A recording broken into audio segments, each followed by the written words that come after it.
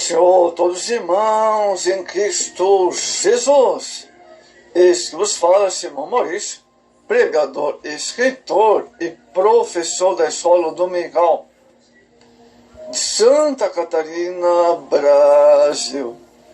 Amados e leves irmãos, em nosso site temos diversos artigos para os professores da Escola Dominical, CPAD, Betel e outros subsídios para as escolas dominicais e outras denominações também, visto que não falamos de placa denominacional. Amém, amados?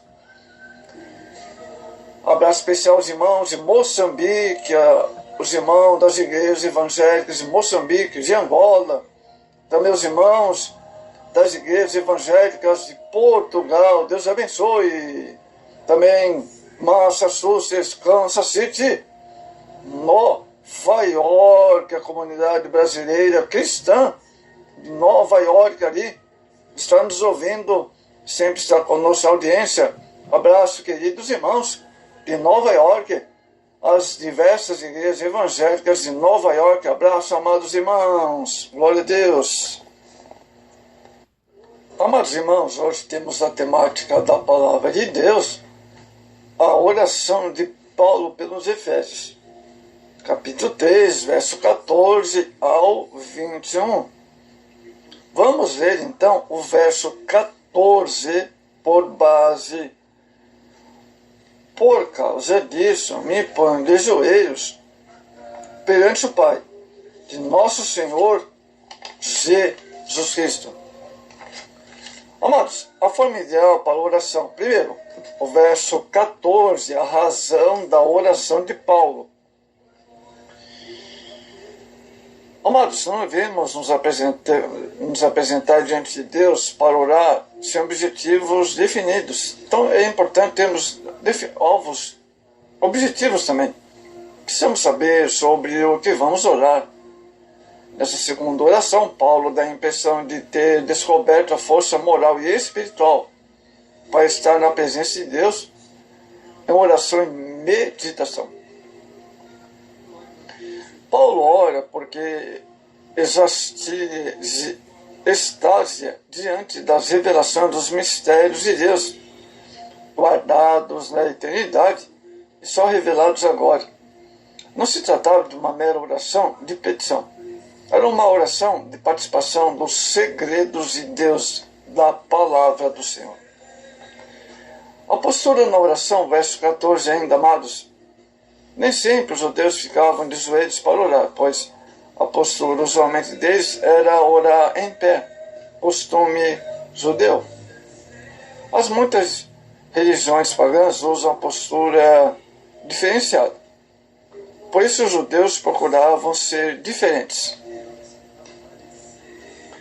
O que realmente importa na oração não é em pé ou de joelhos, mas a atitude de coração. E quem ora, posto de joelho para orar, pode indicar submissão e humildade perante o Senhor. Na Bíblia não há uma postura determinada para orar, mas encontramos várias posturas distintas, dentre as quais dobrar os joelhos. Prostrado e até certamente sentado, veja bem, Marcos 11, 25. Orar de joelhos era comum. Atos 7, verso 60, Lucas 22, 41. Verso 14 ainda, o endereço certo da oração. Olha só, há uma inter-relação entre três pessoas da Trindade, amados. Por isso, quando oramos a Deus, nos dirigimos ao Pai, em nome de Jesus. O Espírito Santo confirma no íntimo do crente as orações feitas.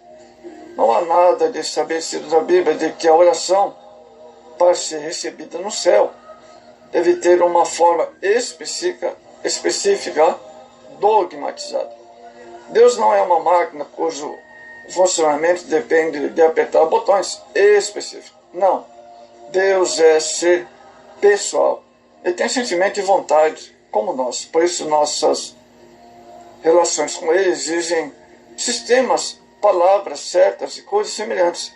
Ele é nosso Pai amoroso, amados, que ouve nossas orações, que somos seus filhos.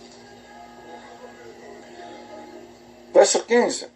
A relação paterna familiar entre Deus e a igreja. Verso 15. Uma das grandes bênçãos alcançadas pelos crentes é o fazer parte do grande família de Deus. O texto diz, do qual toda a família nos céus e na terra toma o nome, indicando que a família de Deus inclui anjos, homens especificamente, os que participam da vida em família. Naturalmente, os anjos se rebelaram contra o Criador, mas também tem os anjos que permaneceram fiel ao Senhor. A igreja é constituída de filhos de Deus, os quais se tornaram filhos por adoção. João 12. Vamos ver agora a vida de plenitude pela oração. A palavra plenitude na linguagem bíblica, amados, tem uma importância extraordinária, porque se refere a tudo que é completo, total, absoluto. A plenitude de Deus se manifesta desse texto de modo especial, o verso 16. A fonte da plenitude, verso 16. Paulo aponta o Deus Pai, Senhor, originador de todas as riquezas, como fonte de toda a plenitude. Efésios 1:7. E o verso 18. A carta aos Efésios contém várias vezes a expressão riquezas, para indicar que as coisas de Deus não têm limites, não têm medida, mas são abundantes e infinitas. Em outras cartas do mesmo escritor aparece a mesma edificante expressão. Aparece em Romanos, em Filipenses, em Colossenses, em Timóteo. Ora, Deus é pleno de glória, de poder, de autoridade, majestade, pois Ele é o Pai da glória. Todas as glórias lhe pertencem. Só Ele pode compartilhar a sua glória com seus filhos. A riqueza do seu poder celestial pelo Espírito Santo, amados. Outras versões da Bíblia fortalecem ainda mais o significado desse versículo 16, ao usarem as palavras robustecidos, fortalecidos, no lugar de corroborados. Paulo sabia que a prática da oração é sempre muito difícil. É uma das atividades da vida cristã, que enfrenta muitos obstáculos. Amados e diletos irmãos, Paulo sabia das dificuldades de se viver uma vida cristã vitoriosa. Para tanto, ele orou para que os efésios fossem corroborados, ou seja, fortalecidos com poder. Vamos ao verso 17. A riqueza da habitação de Cristo no coração. Então, nesse verso 17, fala sobre isso. Não se trata aqui, no verso 17, de Cristo entrar e habitar novamente no coração do crente, mas como se ele fosse um estranho, mas não é. Antes de tudo, é a capacitação do crente por Deus para sentir, a experimentar a presença de Cristo dentro de sua vida, fazendo fluir esta experiência para fora, se tornando um testemunho vibrante e fiel. Sua presença flui para fora em alegria de viver, em prazer de servi-lo. Verso 17 ainda, a riqueza de ser arraigado e fundado em amor. As palavras arraigados e fundados podem ter sugerido duas lembranças na mente do apóstolo: a videira e o templo. Arregar relembra uma planta e suas raízes que lhe dão suporte.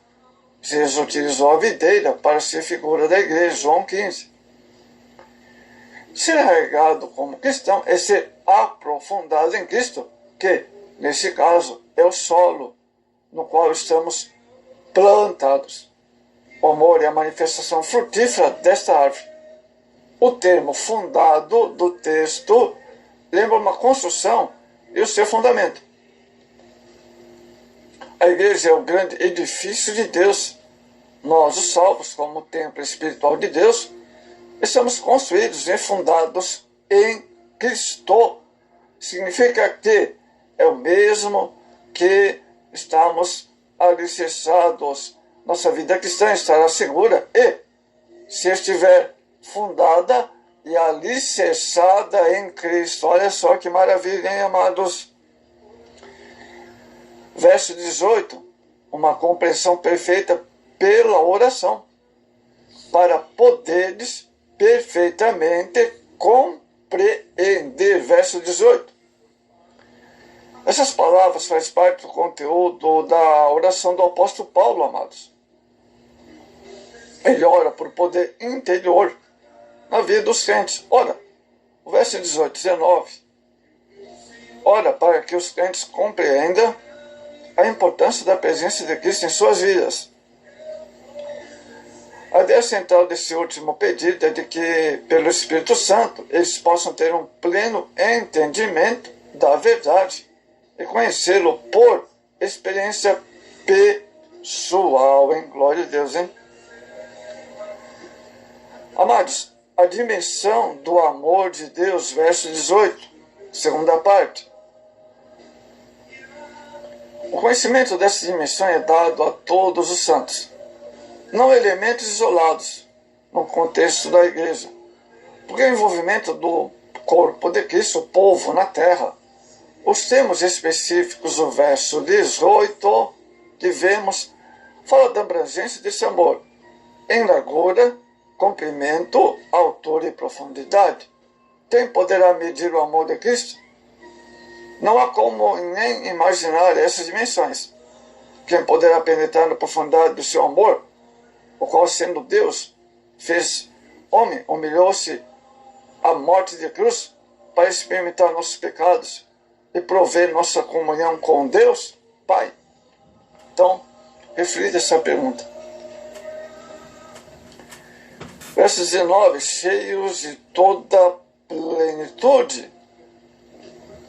Plenitude é uma palavra característica de Efésios. Outros termos encontramos nas cartas como buscar, conhecer, compreender, entender, reforça o ensino paulino, de que precisamos ser cheios do Espírito Santo. Mesmo estando cheios da plenitude de Deus, Paulo deixa claro que devemos continuar a encher do Espírito Santo. A igreja, embora seja a plenitude de Deus, de Cristo, ainda deve crescer nele até atingir sua plenitude. Amados, o apóstolo Paulo não só orava pelos efésios ali, mas o apóstolo Paulo orava em conjunto com a igreja. Deus honra, amados, a oração em conjunto também. Discutimos a ideia de irmos em oração para fazer o mesmo pedido. Vamos considerar agora a oração conjunta. A igreja primitiva tinha a prática da oração em conjunta. A oração conjunta pode ocorrer nos cultos regulares da igreja, nos períodos em que se une para interceder. Felizmente, amados, bem pouco tem nesse tempo que vivemos reservado durante os cultos de adoração e intercessão conjunta.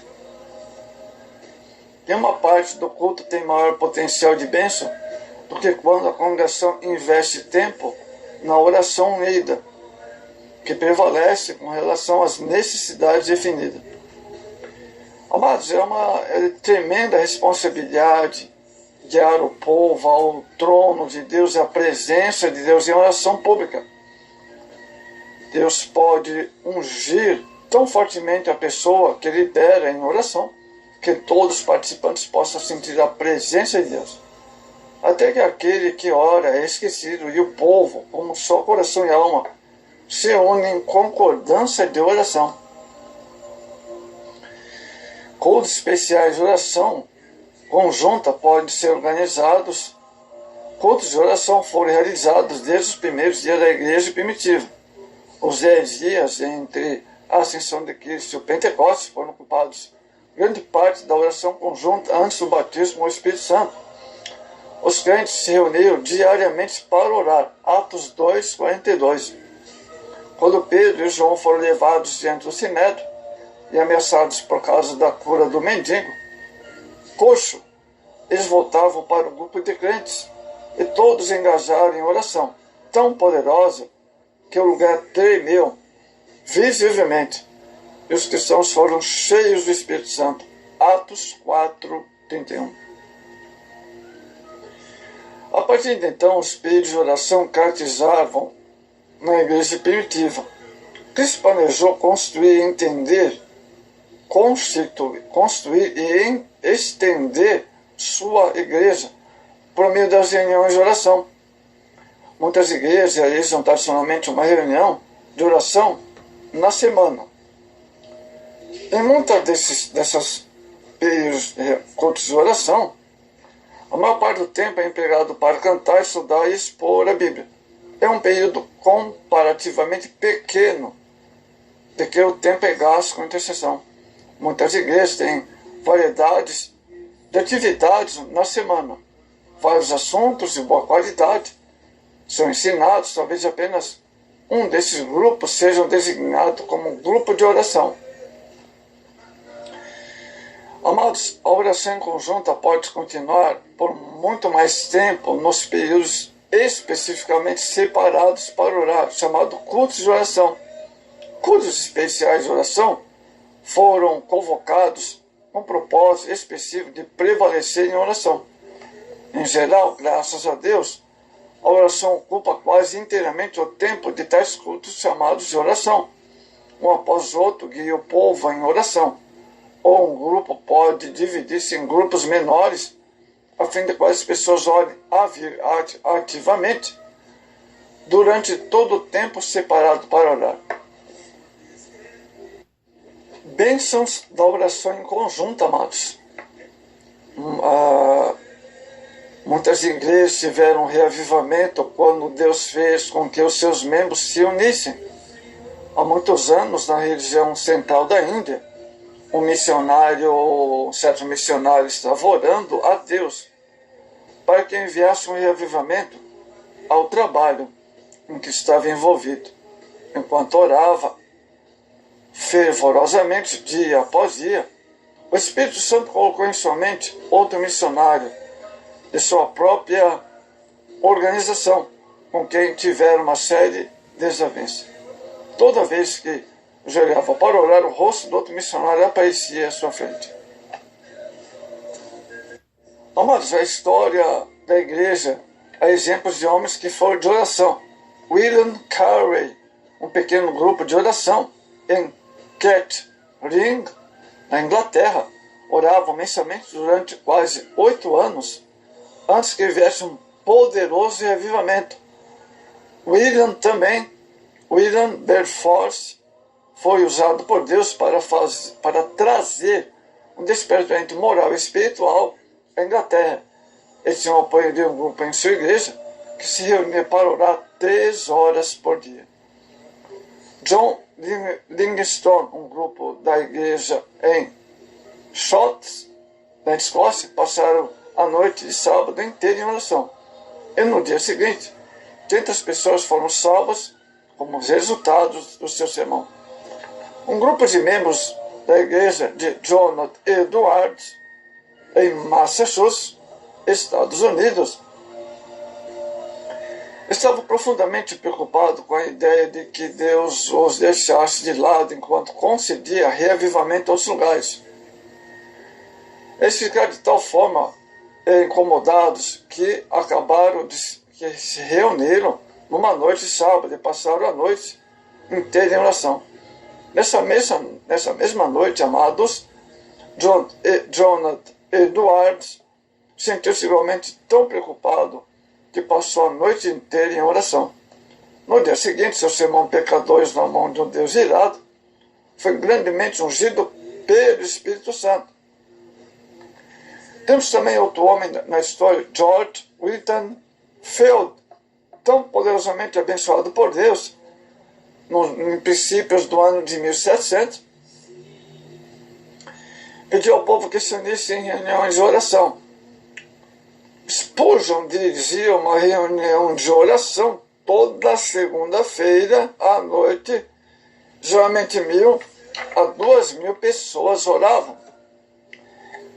Charles Finney, nos Estados Unidos, passava repentinamente dias de jejum e oração. Ele foi muito abençoado por Deus em Boston, Estados Unidos, no ano de 1856. Em várias igrejas da Inglaterra, em 1857. Reuniões conjuntas de oração ao meio-dia, quase sempre sem pregação. Começaram em Boston, espalharam-se através do país americano, em quase toda a grande cidade, e em muitas outras pequenas aglomerações. Mais de 1 milhão de pessoas foram ganhas para Cristo. Em resultado, esses propósitos de oração perseverantes por um período de 2 anos. Temos também Moody em Oxford, Estados Unidos. Houve uma tamanha oposição por parte dos estudantes universitários que se tornou quase impossível ouvir cantar músicas evangélicas ou Moody pregar.